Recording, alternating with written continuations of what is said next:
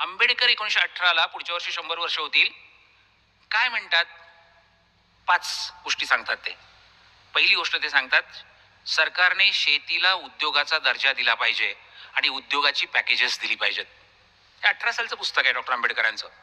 दुसरा मुद्दा ते म्हणतात, शेतीला 24/365 इरिगेशन मिळालं पाहिजे, सिंचन मिळालं पाहिजे, पाणी मिळालं पाहिजे. त्याच्याशिवाय शेती परवडू शकत नाही. तिसरा मुद्दा ते सांगतात, the burden on the agriculture. Gaikwad sir इथे बसलेले आहेत, ते सांगतील आपल्याला, बोजा वाढतोय, ओझं वाढतंय.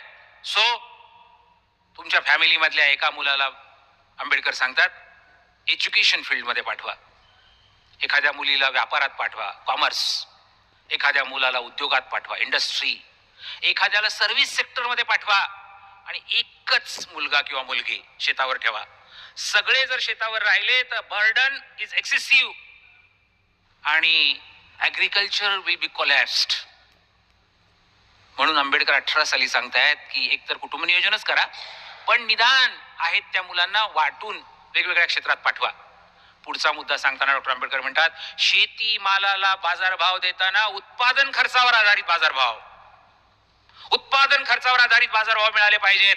कुठलाही उद्योग टिकू शकत नाही उत्पादन खर्चापेक्षा कमी किमतीला जर माल विकावा लागला तर. आणि म्हणून डॉक्टर आंबेडकर म्हणतात की there must be a policy, national policy, उत्पादन खर्चावर आधारित बाजारभाव द्यायची.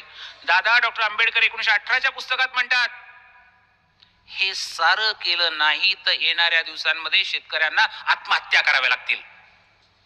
1918 सालचं पुस्तक आहे.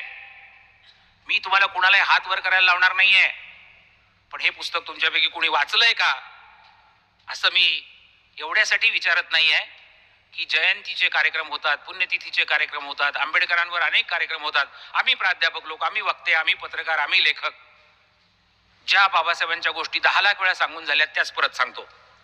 हे आंबेडकर कधी ऐकलेत का?